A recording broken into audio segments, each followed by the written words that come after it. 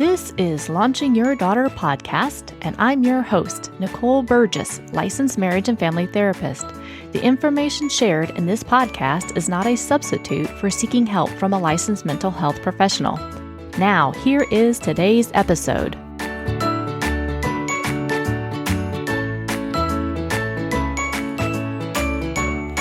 Episode 23.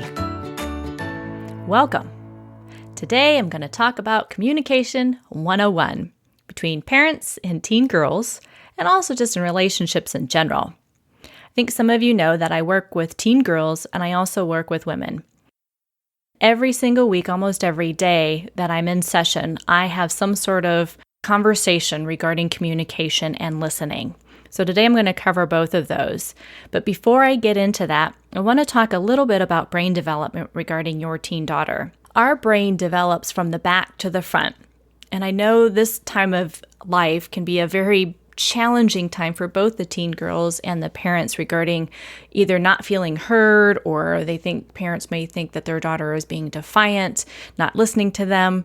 The reality is that front part of the brain for teenagers is not actually fully developed yet. And that front part of the brain has the executive functioning skills. It talks about impulse control. It does all of those sort of things that we as an adult have, but the teenager doesn't.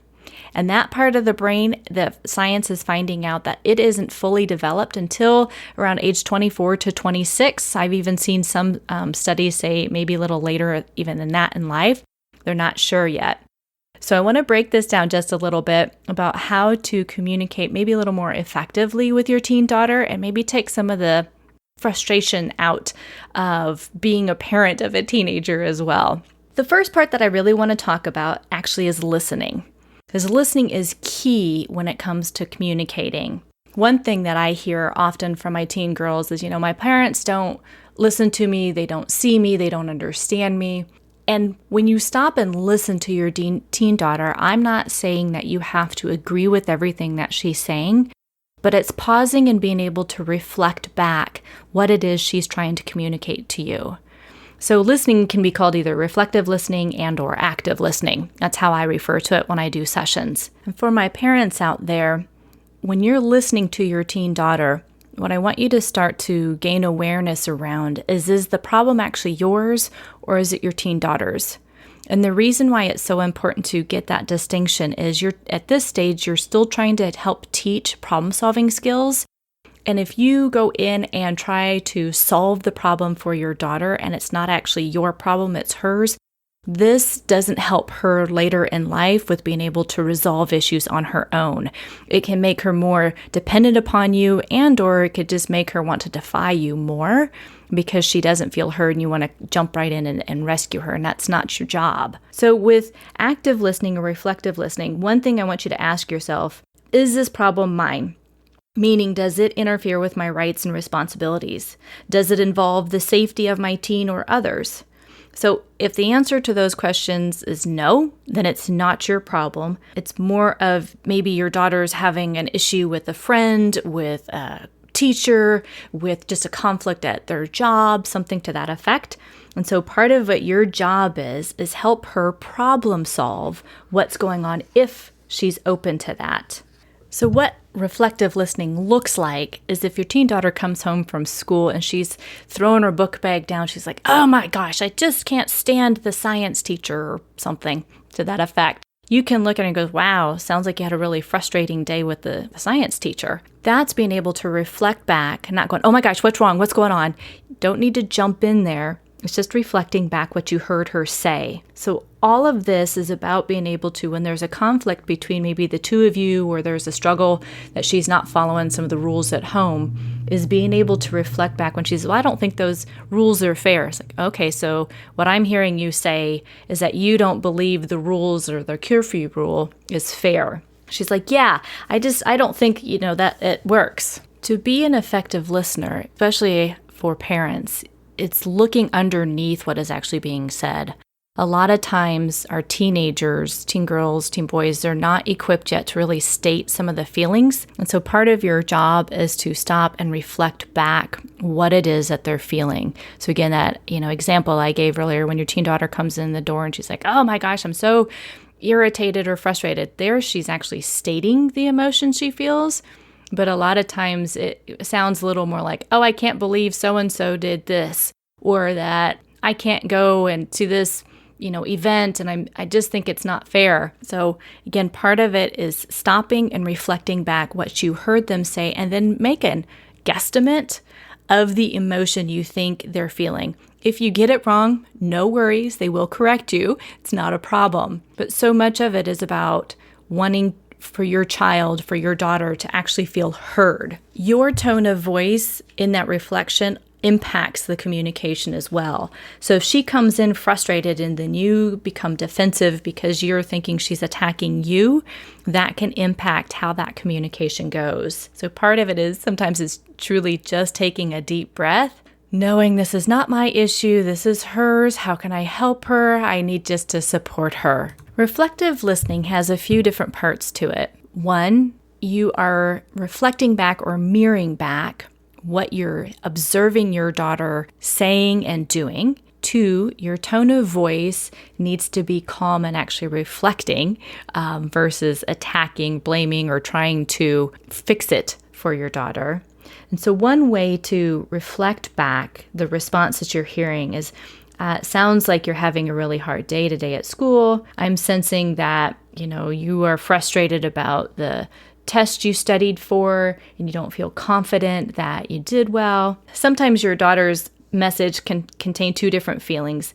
And so you want to try and reflect both of those. You may say, you sound or you seem both confused and worried because you wanted to be with Sarah today, but you don't want to be around the other two girls that are with her. Sometimes your daughter may even have mixed feelings about things. And so again, you can say you're both excited and concerned about when everybody's going to get home from the football game and your curfew is at midnight. When you respond to your daughter, there's open and closed responses. Closed is, it's going to be okay. There's no reason to get upset. That's a closed response, and the odds are your kiddo's going to feel a little more defensive and probably close off, maybe storm off, that sort of stuff. Whereas an open response is more of, you're frustrated with Susie because she doesn't seem to respect your boundaries, and you're wanting her to do that. Am I understanding that? That's more of an open response, and you're just trying to get some feedback from your daughter as well to see if you've understood the situation. Your nonverbal cues and your daughter's nonverbal cues are also very important in reflective listening. If you are not looking at your daughter when she's talking to you, the odds are, as us adults, we don't feel seen or heard if somebody's turned away from us when we're talking to them. So you want to make sure you have eye contact with her. You want to be facing her. You want your arms uncrossed, everything just kind of uncrossed and have open body language. Ask for comments. If you're reflecting and you're still not quite sure what's going on and they're saying, oh, I'm so, frustrated with my boss. They don't seem to get me. I don't understand this new job. Let's reflect back. So you're really frustrated and you're not understanding the new duties that your boss is requiring of you. And the child can go on to say, or your kid can go on to say, yeah, I just don't know what to do. So now you're really confused about what you should do. Yeah, and I don't want to lose, my job. I want this, and this to happen. It's like, so then you can go more into, as you've been reflecting, maybe go into some brainstorming, and we're going to talk about that in just a little bit with assertive communication. One thing to remember is if your daughter comes home from school or work or from an event and she doesn't want to talk about what's going on, don't force her. Just let her know. It's like, wow, you look like you're frustrated, you look like you're sad, you look like you're worried, whatever you may be observing based on her nonverbal skills. And let her know, it's like, hey, if you want to talk about it, I'm here to listen. But let her tell you versus try and force it, which could then, again, end up with more of a conflict than anything else. So I want to remind you, too, that there is no perfect reflective listener. This is a skill. You have to learn it. You have to practice it. You are also role modeling this to your daughter, which is awesome because she can use this life skill forever in all of her relationships. You don't do reflective listening for every little bit of communication. If she comes home, she says, man, I'm hungry. You're like, sounds like you're hungry.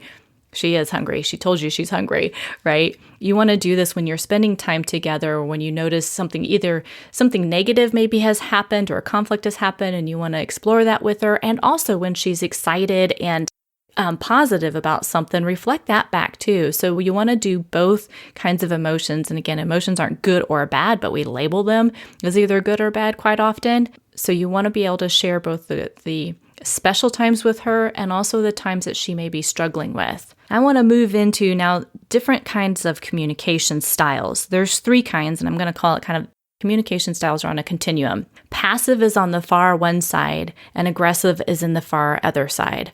Assertive communication is in the middle. Passive communication looks like the eyes are downcast, maybe a soft tone of voice. Maybe after a conflict, there's what was called the silent treatment, that I'm not going to talk to this person that I'm mad at for days on end. That's not okay. That's actually considered emotional abuse if you're withholding communication from somebody.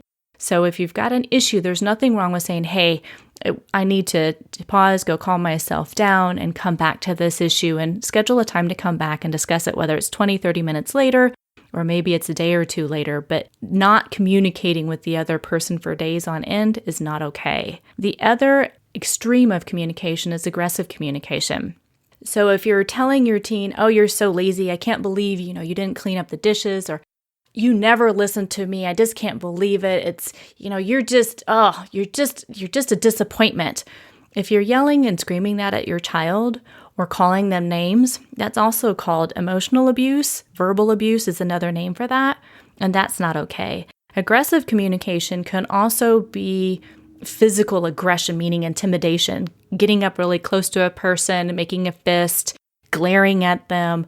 All of that can be perceived as intimidation, and that's not okay either. What we're trying to teach teen girls, and just for people in general, is assertive communication. Assertive communication, or the I statements, can sound like, I appreciate all the hard work that you do when I've asked you to help out. It just means so much to me when you help me around the house when I've asked.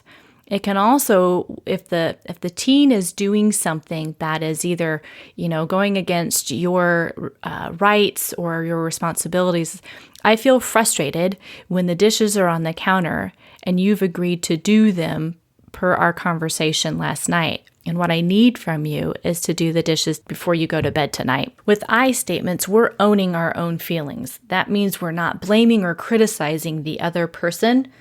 And we're also not implying that the teen makes us feel angry, hurt, frustrated, or anything like that, because nobody else can make us feel anything. That's based on our own perceptions, our own filters, and we're responsible for our own emotions. The other person is not. When we start out a conversation with, you did this, or you blah, blah, whatever that is, that you statement, more often than not, the person sitting across from you will become defensive, and you're not going to get very far in the conversation. So the I statements, again, you're owning it. You're not trying to blame or do anything. You're stating the behavior that is causing the conflict or the frustration for you. So for example, let's say you had plans with your daughter and at the last minute she decided she was going to go out with her friends and she let you know. So you could say, when we've had plans to spend time together and you change your mind, I feel disappointed because I've been looking forward to being with you.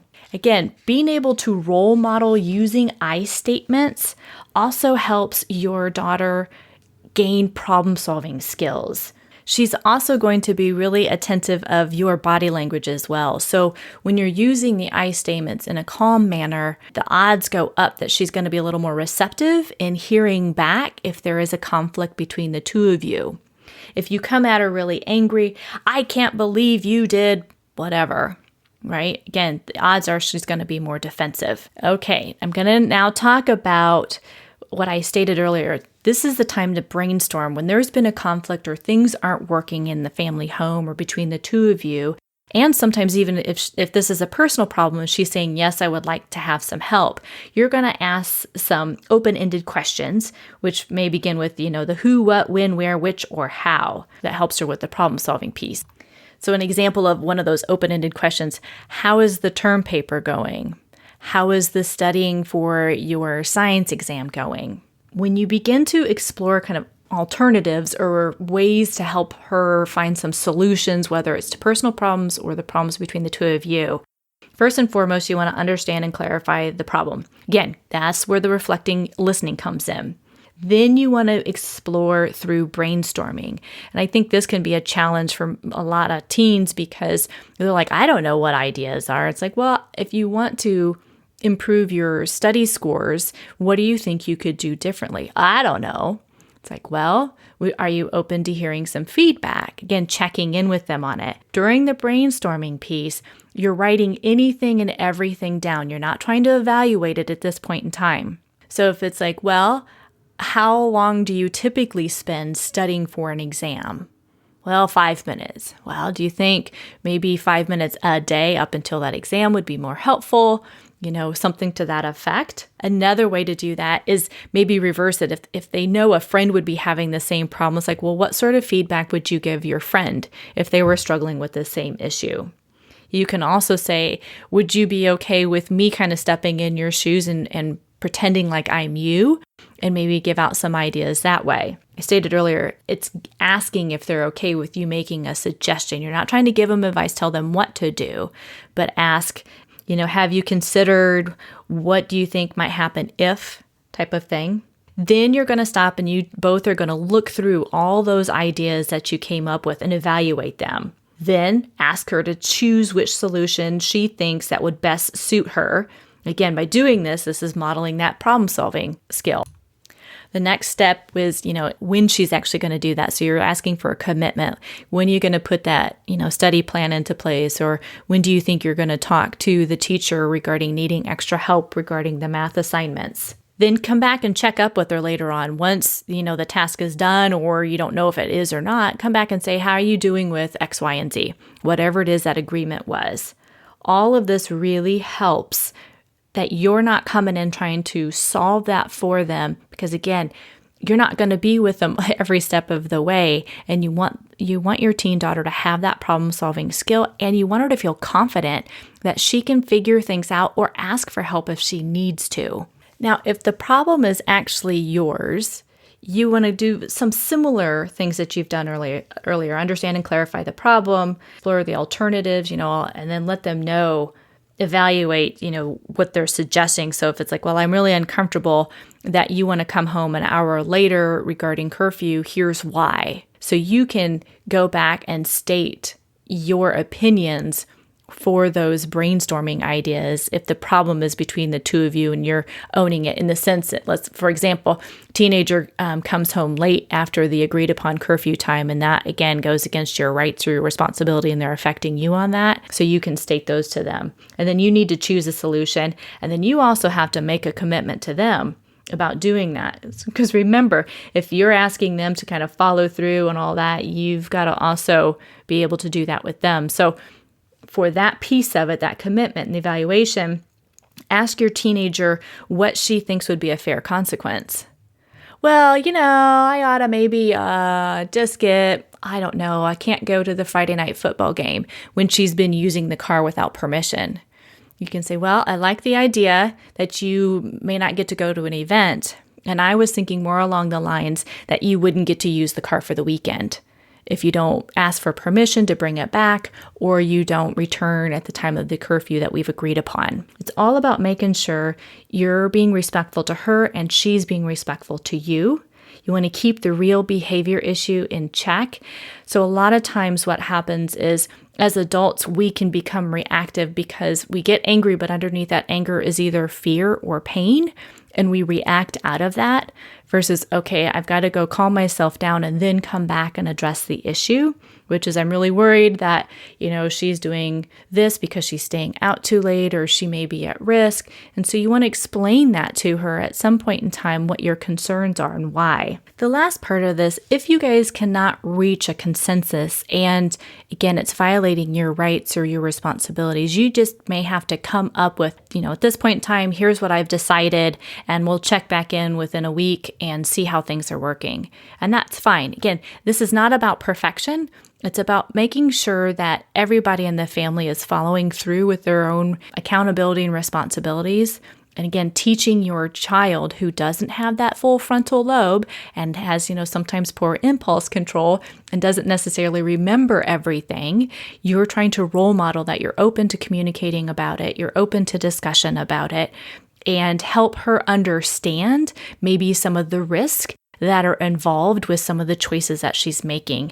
A lot of times teens are not trying to do it intentionally because they just don't have that brain development there. And so you get to be kind of that front part of their brain to help them with that. I hope today's information about how the brain is developed, again, from the back to the front, the frontal lobe is not all there, how to use a little more active listening, which is reflective listening, how your nonverbal skills really impact your relationship when you do communication, because again, 80 to 90% how we communicate is through our nonverbals, and that you're wanting to use assertive communication, which is the I statements, versus either passive or aggressive, which is considered emotional abuse, and that you're trying to role model and teach problem-solving skills to your daughter so that she learns this life skill for when she leaves the home. So if you like this episode, I encourage you to go out to iTunes and subscribe.